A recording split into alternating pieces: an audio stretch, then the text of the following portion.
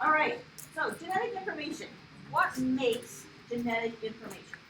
Right? DNA. DNA, yeah, but DNA has to follow these 4 criteria. All right, so it has to be like carry information. Right, it has to encode information.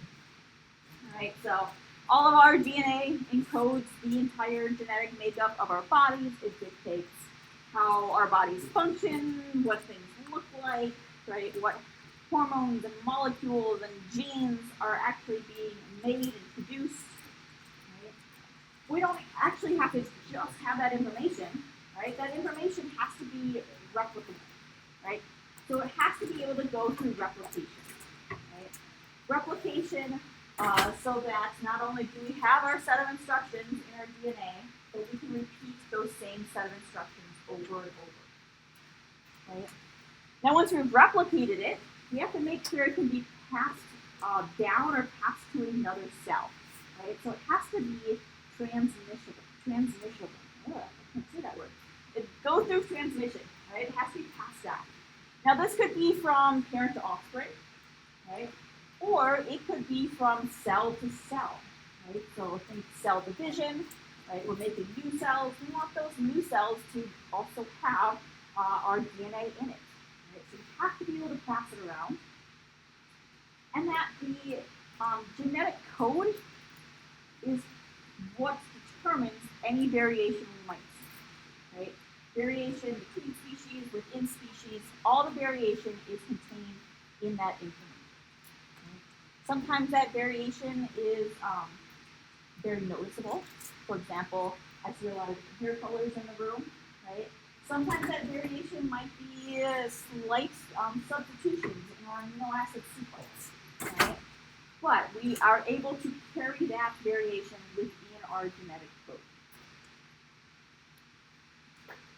All right, all living organisms use DNA as their genetic material, right? Doesn't matter if we're talking about bacteria, a protist, a plant, archaea, animals, right? All living organisms contain DNA and use that to carry their genetic information. Now, I wanted to put on here that viruses are kind of the exception here. Viruses are not considered living, right? In that they don't have the typical cell, right? They are not very stable. They aren't able to grow, right? They're not considered living, right? And they don't have DNA, but they still have a means of carrying their genetic information. But their genetic information is carried via RNA, right? So, all living organisms have DNA, right? Even those that might not be considered living, like viruses, they still have a way to express their genetic information, just differently in terms of they're using RNA. So if we look at this image here, we see that in this bacteriophage, we have our genetic information up top in the head, right? That still dictates what's being made, what's being produced, the shape of the organism, what it looks like, right? Just a different way of doing so. Now, I wanted to preface this lecture with kind of the discovery of genetic material. I don't expect you to know names and dates here, right? But I think it's important to talk about. We could do a whole lecture on the history of genetic material. These are just some of the highlights, right? So, way back in the 1800s, 1869, nucleic acids were discovered, right? And remember, nucleic acids, they are the polymer, they are DNA and RNA, right? So we discovered it back in the mid-1800s. Right? But we didn't really know what it looked like until starting around 1919, where this individual defined what a nucleotide looks like. Remember, the nucleotides are the monomers that make up the nucleic acids, right? So now we know what a nucleotide looks like, right? So our adenine, our guanine, our cytosine, our thymine. Right? It wasn't until 1944 that we knew that this DNA, this molecule we have been looking at and studying at, carries our genetic information. Right? So we might have known that it exists, but not what it does until the 40s. In 1950, right, we started to recognize that we have different base pairing, right? So certain nucleotides will always pair with another certain nucleotide. So we'll see that in the next few slides here, but adenine is always with thymine, guanine is always with cytosine. Right? And in 1953, we finally discovered that DNA was a double helix. Right? The structure of our DNA was discovered. Right? It's often attributed to Watson and Crick, and then we could have a whole discussion on science ethics relating to the discovery of DNA here. Rosalind Franklin was a main contributor. She didn't get the credit though, because somebody looked in her notebook and stole her ideas without her permission. She died before she could be nominated for the Nobel Prize at the time. Very unfortunate, right? But Watson Crick, along with major contributions with Rosalind, actually discovered that DNA is a double helix. All right, so we know previously from Unit 1 that there are two nucleic acids. We have DNA and RNA, right? DNA, deoxyribonucleic acid, is double-stranded. Right? It stays in the nucleus. That's one of the key defining features. And it stores our genetic information. Right? RNA is similar, right? But it has a different sugar in it. So we call it a ribonucleic acid, because it has a ribose instead of a deoxyribose for its sugar. It's single-stranded. Right? It can leave the nucleus, and it's kind of the messenger that carries our genetic information between the DNA in our nucleus to the actual proteins being made in our cells. All right, so DNA versus RNA. DNA stays in the nucleus, it's double-stranded. RNA leaves the nucleus, it's single-stranded. All right, we have seen this, we have gone over this before, so I'm going to keep going. Right. So we're going to move into just a quick review. Right. We're going to come back and touch upon these components here, but I want you to think back to Unit 1. I want you to tell me what is the monomer and the polymer of our DNA. Right. The monomer itself is this molecule. It's composed of 3 parts. What do we call these parts? And then just review, how is RNA different than DNA? I told you a couple of them. Maybe you can come up with a couple ones I haven't mentioned yet.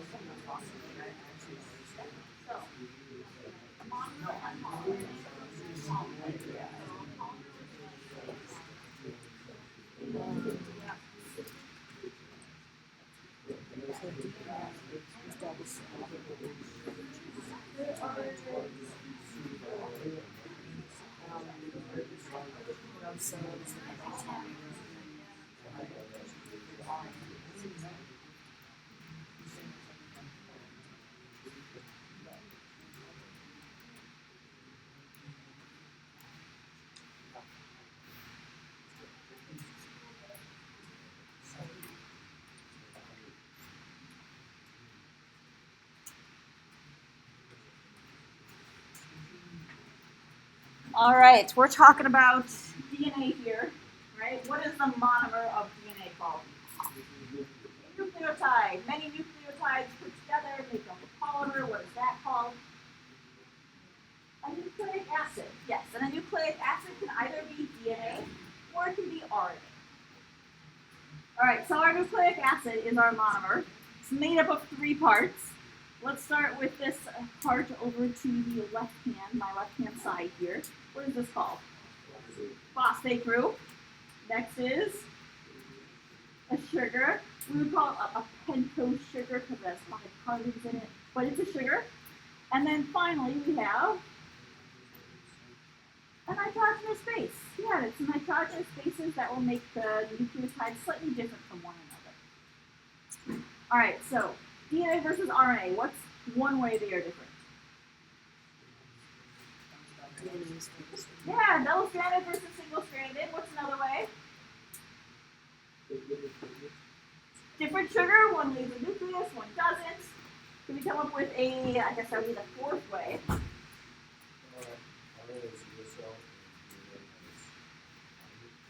Yeah. So DNA and RNA, they have a slightly different base to them, thymine versus uracil. We'll talk about that. Yeah, very nice. All right, so we have to review the structure of genetic material. We're going to review nucleotides and strands in just a little bit more detail because there's some foundational concepts we really need to grasp if we're going to understand DNA replication. For a RNA molecule, right, they're made up of nucleotides. Nucleotides get put into a strand, right? We have our nucleic acid. Then it stops, right? There's not another level of organization to RNA. DNA, however, right, we have the nucleotides. Many of the nucleotides make up a strand. We put 2 strands together, we get our double helix. Our double helix then has to condense down to chromosomes. And then all of our chromosomes, all of our genetic material make up our genome. Right? So we're going to break this down step by step. Like I said, just to make sure everybody's back on that same page here. So we go from nucleotides, from single strand to double strand. Now we have our double helix that's going to form a chromosome. Often this is done by wrapping around proteins. Right? And all of our chromosomes, all of our genetic information makes up our genome. We can see the human genome pictured on the right-hand side here. All right. We're going to start with nucleotides. I had you name the parts of it, right? Now we're going to specify how their DNA and RNA are slightly different. And you've already mentioned it, which is great, fantastic. So this will be an easy slide to fill in the blanks. All right, so we have our 3 groups. We have our phosphate group. We have our pentose sugar, pentose because we have 5 carbons. In DNA, that sugar is deoxyribose. In RNA, that sugar is ribose. Right? The sugars are very similar to each other. Right? It's just a difference of, I think it's just one atom that's different between them. Right? I think deoxyribose has an additional or one less hydrogen. I forget off the top of my head. Right? I've never asked you to look at the molecule and tell me, is that deoxyribose or is that ribose? But if I were to tell you this is a nucleotide from DNA, that should give you a clue as to what it is. All right, so different sugars. And then we have our nitrogenous base. Right? In DNA, that would be A, G, C, and T, adenine, guanine, cytosine, and thymine. Right? And DNA uses thymine. RNA uses almost all the same bases, except instead of thymine, now it's using uracil. Right? So it doesn't use thymine, it uses uracil instead. Right? So you have AGCU. Right? So nucleotides, we have our 3 components. A couple of ways they're different. RNA versus the DNA.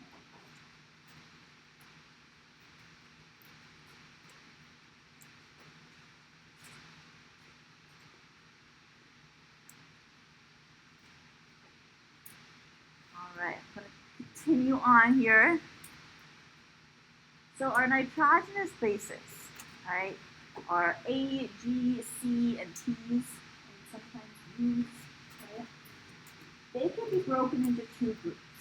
I briefly mentioned this in Unit 1, right, but I said I would not expect you to know this. Now for this unit, I would expect you to know the difference. Right? So we can break these nitrogenous bases into two groups. Either they're pyrimidines or they're purines. The pyrimidines have a single ring structure. So that would be the top three on this image. So they have a single ring associated with them. The specific bases would be cytosine, right, would be thymine, and would be uracil. Right? Those all have single rings. Those are all pyrimidines. On the opposite side, we have purines. Right? Purines have a double ring structure. Right? So they're a slightly larger molecule than the pyrimidines. Right? This would be guanine and adenine. Now, in a double helix, when we start putting two strands together, we will see that we have a rule called base pairing. Right? And in this rule, a purine is always going to pair with a pyrimidine. So it's always going to be a smaller molecule with two larger molecules. So if I were to ask you a question, I might name all of the different bases and tell you to group them into either a pyrimidine or a purine. You should be able to do that. Right? Single ring versus double ring structure.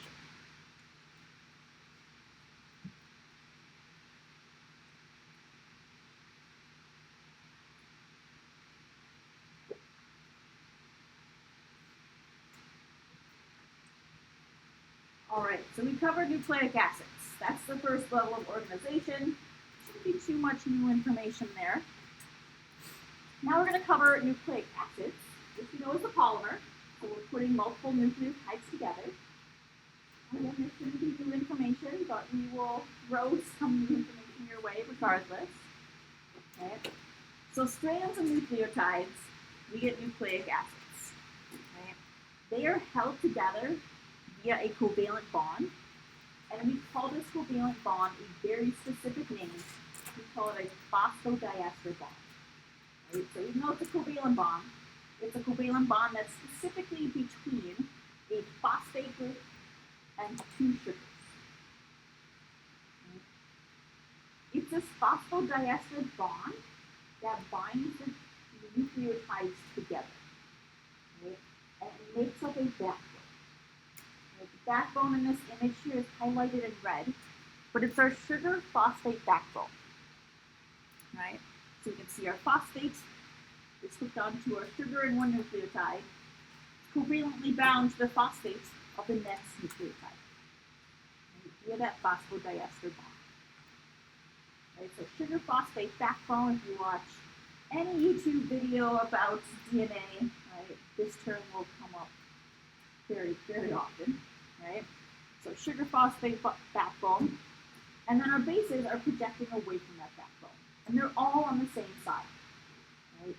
So notice all of my bases are on the right-hand side. I don't have some on the right hand and some on the left hand. Rather, they're all stacked nicely upon one another. All right, this next image is one you have seen and reiterates what's on this slide. Right? So we have our nucleotides. They are linking together via a dehydration reaction. So we're taking away a molecule of water. Right? What's left behind is a covalent bond, right, that links our sugar to the phosphate group of the next nucleotide, right, to the next sugar on that nucleotide. Right? Gives us that phosphate sugar backbone.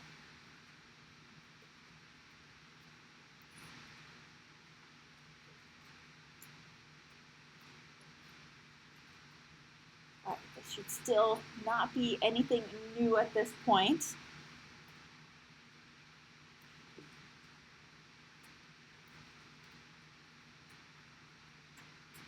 I briefly touched upon this in Unit 1, but it's this unit where the directionality of our strands of nucleotides become exceedingly important, especially when we go on to talk about DNA replication. So these strands, they have directionality, and we would often write it as 5' to 3'. Right? That apostrophe is indicating the prime. Right? You remember, right? If you remember, we're back to unit 1. I talked about how the sugar in our nucleotide, the carbons in our sugar can be labeled. They can be numbered. Right? We start on the right-hand side and we go clockwise.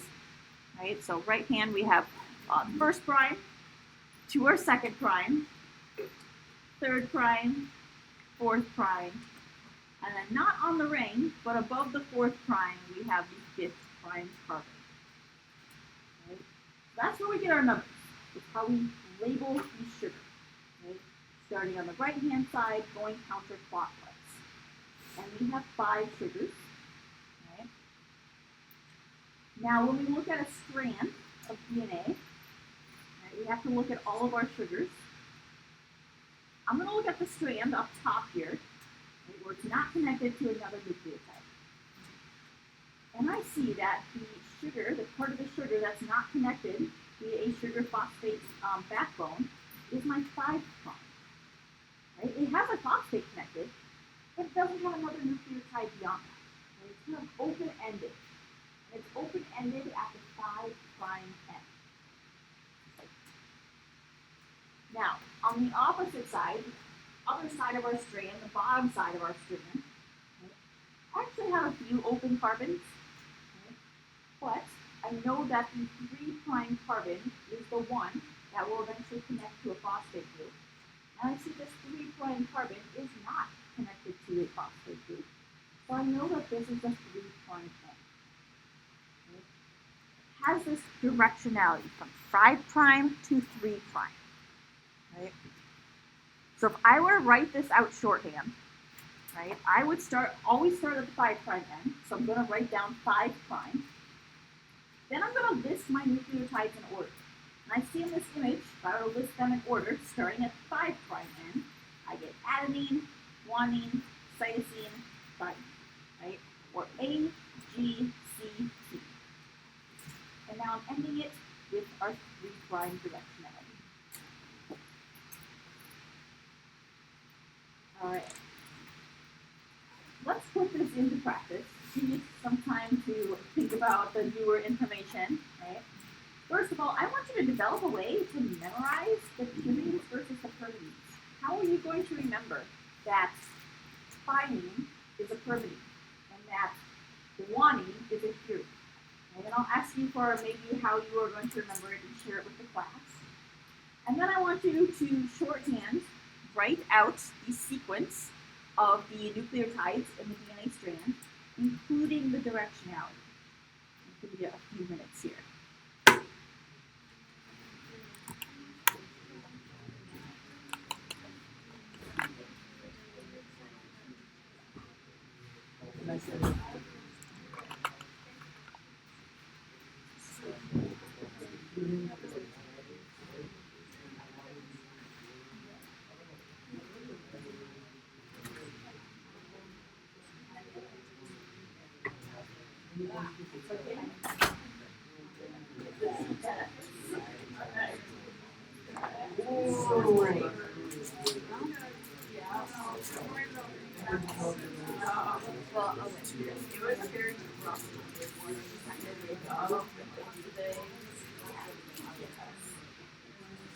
The two that end in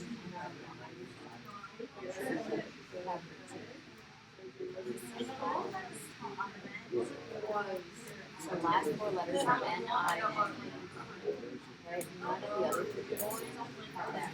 I mean, it's S-I-N-E, M-I-N-E. The 2 that have N-I-N-E.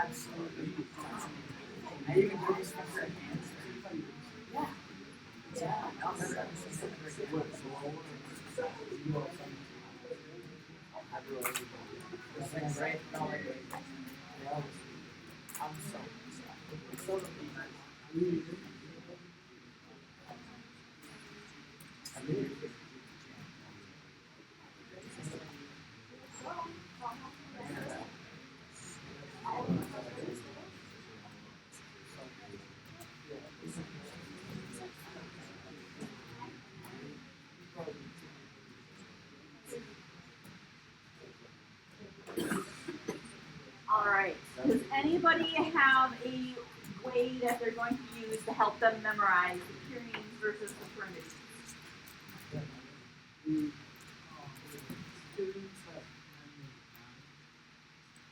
Purines have an end of 9. I never made that connection. Yeah. So adenine, guanine, they both end in 9. So does purine. It has an INE at least. Yeah. Anybody else come up with a different method?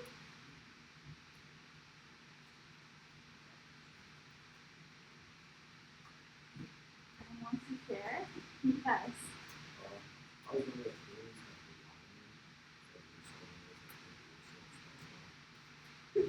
All right. That's a way to remember it, yeah. So the pyrimidines, the word has a Y in it. At least cytosine and thymine have a Y in it. And if you can remember uracil kind of attached into those other two. Yeah. There are other like mnemonic devices out there to help you memorize it. One I have heard is cut the pie, right? So pyrimidines is the pie, right? CUT, or cytosine uracil thymine, is cut. You cut the pie. And remember, if you're cutting the pie, you have smaller slices, you have smaller molecules. Right? There's also a mnemonic, I think it's pure as gold, right? Kind of fits into maybe our dusty theme here, right? Purines is pure, right? As gold, right? Adenine, guanine for the A and the G. So there are different ways you can memorize this. I think that I memorized it. I didn't have these mnemonics, but I remembered the longer name is the shorter or the smaller molecule. The shorter name is the larger molecule. They're opposites. Many different ways to memorize this. All right, if I were to shorthand write out the directionality, what would I start with? What's the first thing you would write down? 5 prime. Yeah, and then what would you write after 5 prime? What 4 letters? Yeah, DGAC. And then you would end with our 3 prime, right? So this one, it has it labeled the 5 prime end up here. I don't know if you caught that or not, right? So you know that that is our 5 prime end. Right? And because that's the 5 prime end, that means even though it's not labeled, this one has to be our 3 prime end. All right, let's expand upon these ideas. Because now we're going to talk about having 2 strands. All right, so we've gone from nucleotide to a strand, now to a double helix. So we have 2 strands. So a double helix is actually 2 molecules that have been bonded together. And they're bonded together via hydrogen bonds between the bases. Okay? You look closely at this image, you can see the bases in the middle here. There are some dashed lines. Those dashed lines represent the hydrogen bonding that is happening. Right, so even though on their own, each strand is covalently held together, it's the hydrogen bonding that holds 2 strands together. Right? And it's the bonding, the way that they're bonding, right, and the structures of the nucleotides that give it that twist, that make it that iconic double helix shape. All right, so double helix, 2 molecules bonded together, 2 nucleic acids. Those nucleic acids are both DNA, bonded together via hydrogen bonds. And they're bonded following the rule called complementary base pairing. Right? So I know I talked about how the pyrimine is always going to bond with the pyrimidine, right? But it's not just going to be any pyrimidine. It's going to be a very specific one. And that adenine is always going to bond to thymine. Right? And thymine is always going to bond to adenine. Same with guanine. Guanine is always going to bind to cytosine, and vice versa. Now, because the shape of the nucleic acids are slightly different, we see in adenine to thymine, we have 2 hydrogen bonds, again represented by these dashed lines, versus guanine to cytosine, we have 3 hydrogen bonds. Right? It really has to do with their molecular structure. So a way to remember the base pairing rule, you could think guanine and cytosine, right? The G and the C, they're both curved letters, and the curved letters will fit together, right? Or you could think adenine and thymine, right? They make the word at, right? Or maybe if you're a Star Wars fan, it's like an at, right? There are ways to help you kind of remember this so when you get on an exam, right? I'm not going to tell you which pairs is which, I would expect you to know.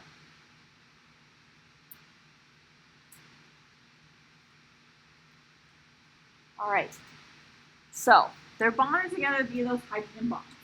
We know that each strand has a directionality. But now let's look at the directionality when we have 2 strands hydrogen bonded together via the nitrogenous bases. Right? In the middle, I have our bases, and these are color-coded.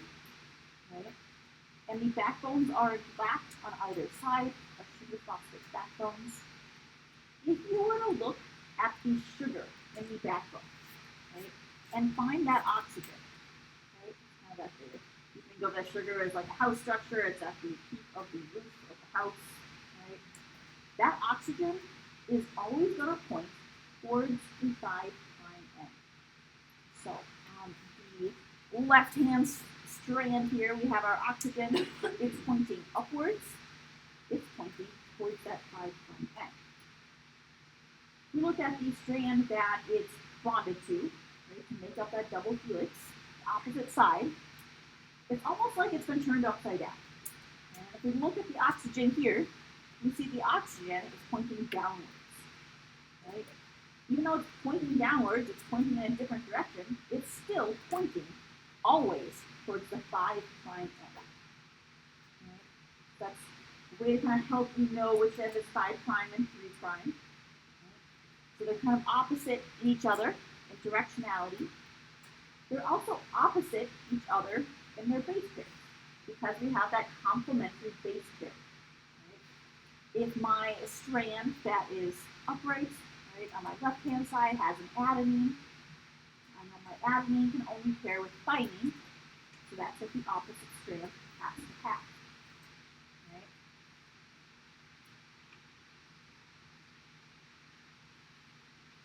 Let's do some more practice. So now with 2 strands, I want you to label the directionality on our double helix. Then I want you to tell me what the sequence of the opposite strand would be to my strand that I have drawn out here.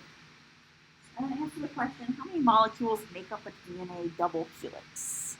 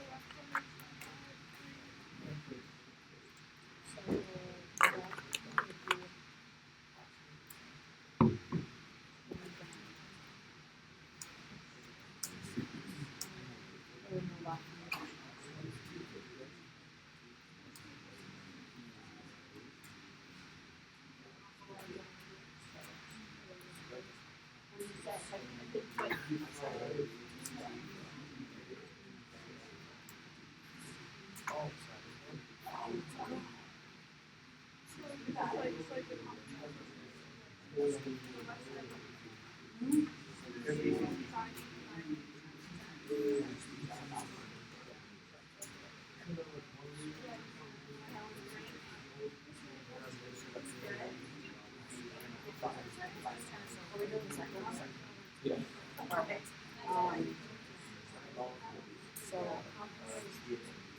two strands, G and C.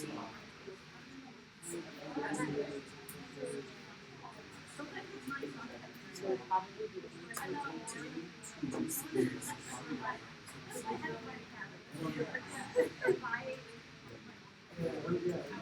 or no, you're right. It would be A2, TA, or B's and GC. Or they would flip, so it's A2, GC. So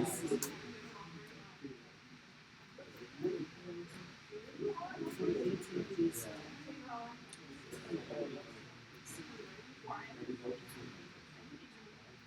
That one? Down one, yeah.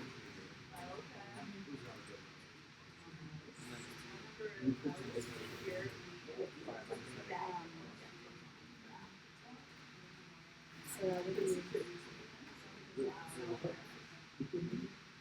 so the A and T would and then G and C. 6.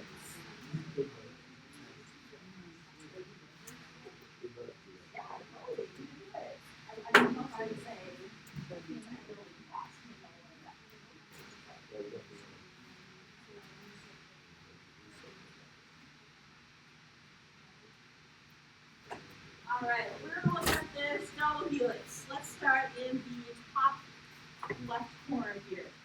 What directionality would I label this as? 5 prime. Yeah, what about opposite it? 3 prime. Yeah. And if we go on the opposite sides, right? So if we know this is 5 prime, it has to be 3 prime down here. Right? And if opposite are 5 prime or they're 3 prime, it has to be 5 prime down here. Again, follow those oxygens. Those oxygens are always going to point towards the 5 prime. All right, so you're to write the complementary sequence to this string. What is the first thing you would write down? 3 prime. Yeah, and then what would be the next 2 letters? PT, then AA, and so on. Yes, and then we would end with our 5 prime. So again, directions opposite each other, and the base pairs always follow that rule. A has to combine with T, and T has to combine with A. All right, how many molecules make up a DNA double helix? You can show me with your hand if you like. 2, yeah, 2 molecules. Each molecule has hundreds of thousands of nucleotides in it, right? But the strands themselves are individual molecules. All right, any questions? We're going to keep charging on then. All right, so DNA, just to recap. So far, we have seen, right, that it's double-stranded. You should know that. These strands are anti-parallel to each other. So that is just a fancy word of saying the base pairs complement each other and the directionality is opposite each other. Okay. They have a sugar phosphate backbone, and the bases are on the inside. Those bases are hydrogen bonded to each other to create our double helix shape. Okay. We have that specific base pairing, so A to T, G to C. And something I haven't yet mentioned is that DNA tends to be twisted in a right-handed helix. Now, I have a very hard time visualizing this myself. I have linked a video at the end of the slides that will walk you through it, where it's like, I think if you point your hands out and then twist it a certain way, like clockwise versus counterclockwise, you can visualize how the molecule is twisting. Again, I have such a hard time visualizing this. Most DNA is right-handed. It means it's going to twist, kind of going in this clockwise position, right? There are some instances of DNA being left-handed, right? They're lesser studied. They tend to not encode genetic information. We're not going to focus on it. We're going to focus on the right-handed helix. All right, so our DNA, it has that right-handed helix, right? It is a helix, and the nature of a helix is that it has these different sized grooves in them.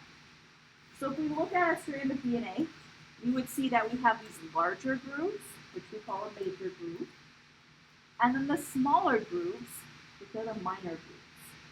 Right? Both grooves act in the same way. They provide a binding site for proteins. Right? So in order for this DNA to get replicated, proteins have to bind to it. Right? They're going to bind within these grooves. More often than not, they're going to bind in the major groove simply because they're bigger. Right? Bigger, more area, more space to bind. Right? When these proteins bind, right, they can control the expression of genes. So which proteins are actually going to get synthesized, right?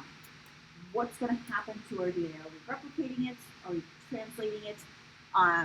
Transcribing it into the RNA to make a protein? Right? So it kind of dictates the decoding of our DNA. All right, DNA is a huge molecule. All right.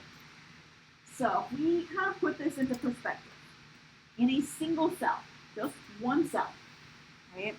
A single DNA molecule, so a single double helix. Most cells have many more than a single DNA molecule. Right? A single DNA molecule is hundreds of millions of base pairs long. So long that if we were to stretch it out, it would be about a meter in length, or about 3 feet. Right? Now this is, again, just a single cell. Right? We have this DNA molecule that's a meter long. We have to fit it into a cell that's only about like 10 to 100 microns wide. Right? How big is a micron? If we look at our scale up here, right? We have inches on top, and then we have centimeters below. So centimeters smaller than our inches. Centimeters, if we break them down, right, we get 10 millimeters to a centimeter. If we look at 1 millimeter, right, so 1/10 of a centimeter, 1 millimeter is 1,000 microns. So if we have to take that space and split it into 8,000 equal slices, that would be a micron, right? Really, really small, right? So a cell is like 10 to 100 microns across. We have to fit DNA in there. But not only do we have to fit it in the cell, DNA can only be found in the nucleus. The nucleus is even smaller, right? Only about 4 microns in diameter. So in order to do this, we really have to condense down our DNA molecule. Right? We have to find a way to make it fit into this tiny nucleus. Right? And I like this statistic, right? We just talked about a single DNA molecule. But if you think of all of the DNA in your body, like every cell has many DNA molecules. We have hundreds of thousands of cells, right? We take those molecules, stretch them out end on end, they would reach from Earth to the moon 6,000 times, right? So we really have to condense it down, right? And that's exactly what we are going to do, right? So we're taking these strands of DNA and we are supercoiling it into chromosomes, right? Chromosomes are a discrete unit of genetic material. Right? A single chromosome is not likely to have all of your genetic information. Right? That's normally spread around a few different chromosomes, depending on your species will depend on how many of them. Right? But a single chromosome is like a fraction of that genetic material. Right? Now, I brought a piece of string with to kind of visualize the supercoiling. So we have our strand of DNA, right? And this one actually has like 2 different strings combined to make this rope structure. So you can kind of think of it as a double helix. And I start twisting it on one side. Right? If I hold it taut, you're not seeing much happen. Right? But what I'm doing is I'm supercoiling it to the point where if I relax it, right, it's going to kind of condense in on itself. This is essentially the same concept that we're doing with our DNA in our cells, right? But in a little bit more sophisticated of a manner. Right? We tend to condense it down by wrapping DNA around proteins, right? And so when we wrap DNA around proteins, this DNA-protein complex we would call chromatin, right? So we have our DNA, it's wrapped around proteins. We can kind of see this in this image down here. The orange circles are the proteins. DNA wrapped around it is blue. Now, it's not just merely wrapping DNA around proteins. There's different levels to it. We're going to talk about these levels. All right, so the first level of wrapping is simply wrapping the DNA around proteins. These proteins are called histones. Right? In our image here, you can see they're light pink. It looks like there's a bunch of different proteins, but those are all subunits to the same protein. Right? So as a whole, this is a histone. Right? Or as a whole, I should say we would call it a nucleosome. Right? So the DNA, once it's wrapped around the histones, are a nucleosome. Now, if we were to draw this level of wrapping out, right? I'm going to draw my histones.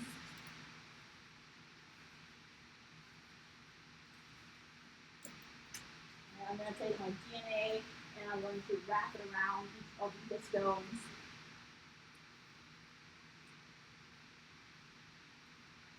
Alright, so that condensed our DNA down quite a bit, by about 7-fold. But that's not enough. We have to go even further. So the next level of condensing it down would be making this 30 nanometer fiber. Now it's called a 30 nanometer fiber because the width of the fiber that's created is 30 nanometers in width. Right? But here we're taking that first level that we created, right, and condensing it even smaller by putting these nucleosomes into the zigzag pattern. Right, so now, let's see, I have 6 nucleosomes here. I'm going to draw the same 6.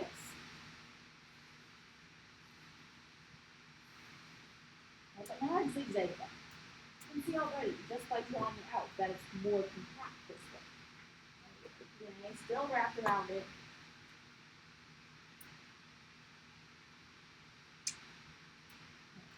So this, again, shortens the length, the second step. Alright, so we have our nucleosomes, DNA wrapped around histones. And that shortens the length. Now we have our nucleosomes in the zigzag pattern, this 30 nanometer fiber. That shortens it even further. But we have to take it one more step. That last step is the radial loop domain. So here, we're making these loops. Kind of like you saw when I twisted that string and it looped up on itself. That's kind of what's happening here. We have our 30 nanometer fibers. Right? And I'm going to just draw it as a thick line. Right? But know that this thick line represents the 30 nanometer fibers. Now what's happening to these fibers is that we are creating these loops. Right? To kind of condense it down even more. Right? These loops would be those radial loop domains. Now they're often held in place by a protein that I don't have shown up on the image here that kind of holds it together. Right, so they don't unleash themselves, essentially. Right. You can see in this image, kind of a nice cartoon drawing of how there's just a lot of loops kind of stacked on each other, really condensing it. Right, so that's the final way that the DNA itself is going to compact down. But it's not the end of compaction. So if we look at a cell, cells can go through different phases. Sometimes they might be preparing to divide. Other times they're kind of in like a standstill, maybe like maintenance mode. Right? When they divide, they get even more compact. So let's start at the top. We have our double helix. We're condensing that down by making nucleosomes. Those nucleosomes are creating the 30 nanometer fibers, with the zigzag pattern. Those 30 nanometer fibers are making these radial loop domains. Right? At this point, we would say it's euchromatic. Right? That just describes the level of compaction, meaning it's compact, but it's not super compact. Right? It's in this euchromatic stage. Now, when a cell gets ready to divide, it's going to compact even more by making even more radial loops. Right? And once it's condensed down even further, we call it heterochromatic. Right? And heterochromatin is the form that it takes right before a cell divides. It's what gives us this typical X shape that we see in a lot of images. Okay? Chromosomes in a cell are typically not going to look like this. Right? They're only going to look super condensed when they're about to divide.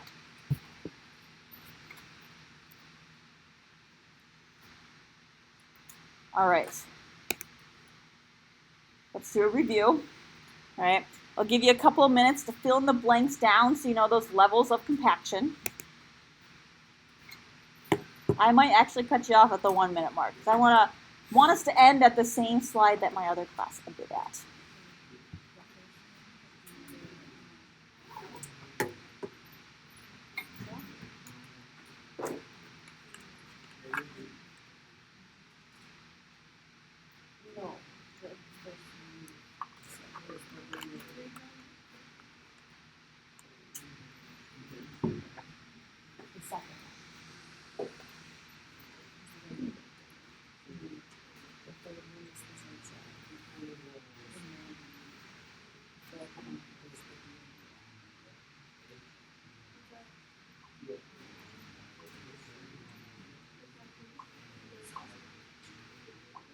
Where do you see the DNA?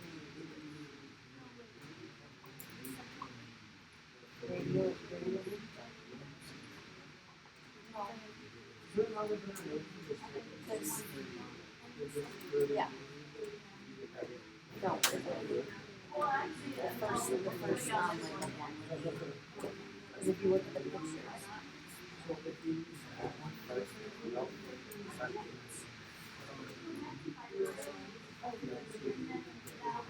As it starts with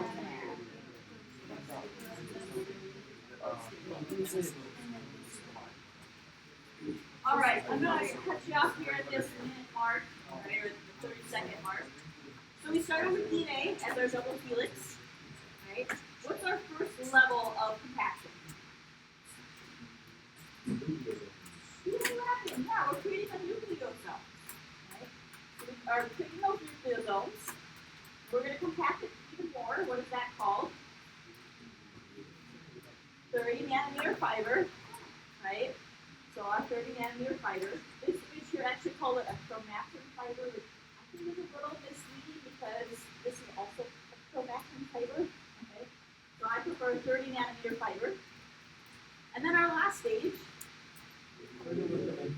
our radial loop domain. This one calls it chromatin loops, right? Because it's loops of those 30 nanometer fibers. All right. We still have about 5 minutes here. So we're going to get through maybe another slide or two. So we have our chromosomes. And like I said, a chromosome is a discrete unit of genetic material. It likely does not hold every single bit of DNA in your body. It just holds a subset of that information. The actual full genome, the full genetic information is spread out over many chromosomes. Right? So if we look at our chromosomes, right, we have this, we have our chromosomes that contain all of our genetic information. They're going to be paired together in our cells. And they're paired together, when they're paired together, they are called homologous pairs. So these pairs, they carry the same type of genetic information, but maybe different variations of it. So let's super simplify this and say that chromosome 1 carries the gene for hair color. Right? One homologous pair is going to carry that information you received from your mom. Right? And maybe that's blonde hair. Right? It's still hair color, but the variation is blonde. The other pair, right, the other chromosome in that homologous pair, is still going to carry hair color, but it's from your dad. Right? And maybe it's brown hair color. Right? Same genetic information, just different variations coming from each of your parents. Right? So that would be a homologous pair, same type of information.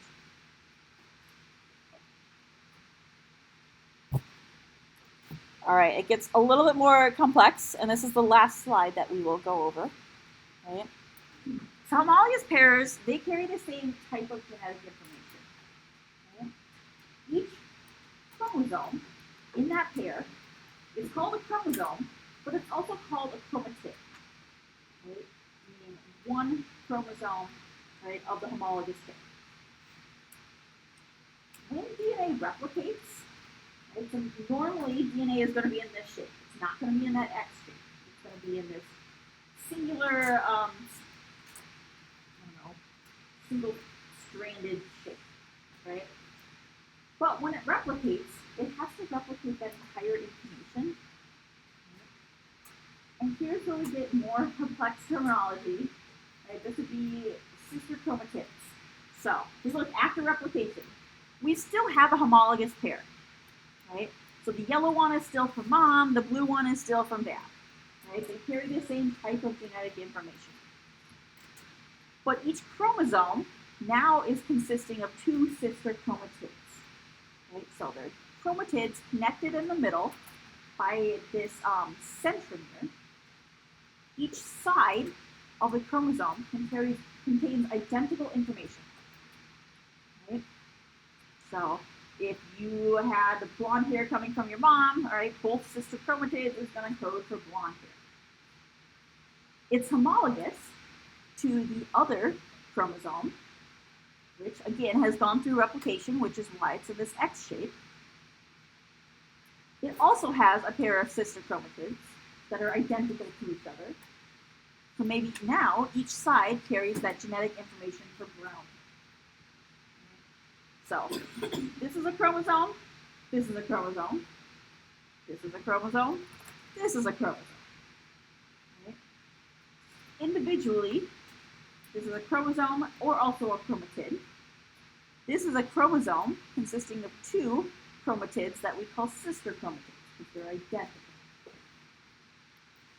All right. This is a language that's often confusing, right, and can get mixed up very quickly, which is why I'm going to end on this slide. That would be great as you're reviewing your notes to try to answer it, but we will begin the next lecture on this slide as well. All right, and I still ended a minute early.